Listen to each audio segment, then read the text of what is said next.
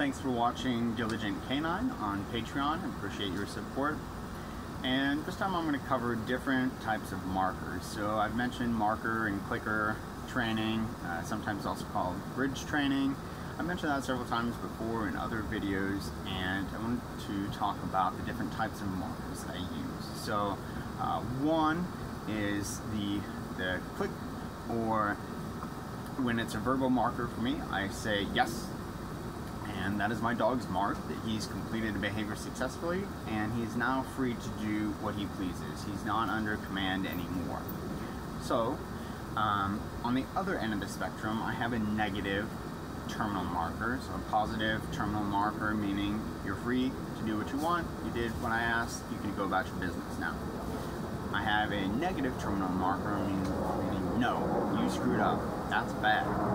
In my case, it is no.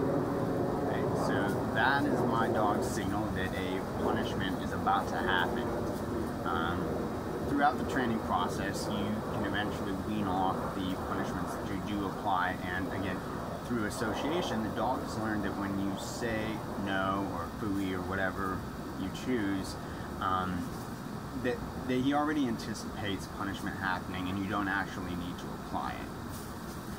I like to use some intermediate markers as well, again a positive and a negative. So I use the verbal marker good when my dog is doing something correctly but he's not quite done yet. So in an example, I might tell him to down and I start to walk away, and so while he's laying down, he's not quite free to go yet, but I want him to know that you're doing the thing I want, you're just not done yet.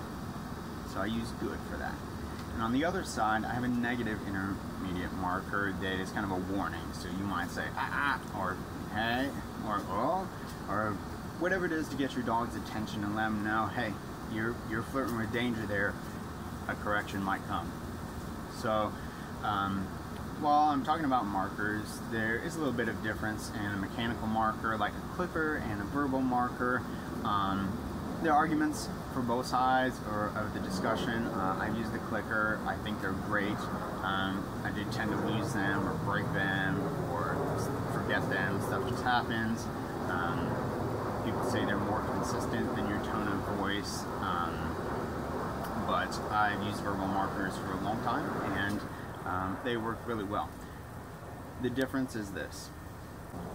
The difference is that I use the clicker to teach the behavior, and I make sure that it's my responsibility to not lose, not break, or have that clicker with me when I'm teaching the dog the behavior. Then, once the dog has sort of learned the behavior and I've moved to like generalizing or proving stage, then I will use my verbal markers and, like I've said before, raise my expectations. So I've reinforced a behavior. I'm sure that my dog has learned the behavior through a generalizing process, and then when I'm sort of proofing the dog and making sure they will always listen, that's when I start adding those corrections or negative markers.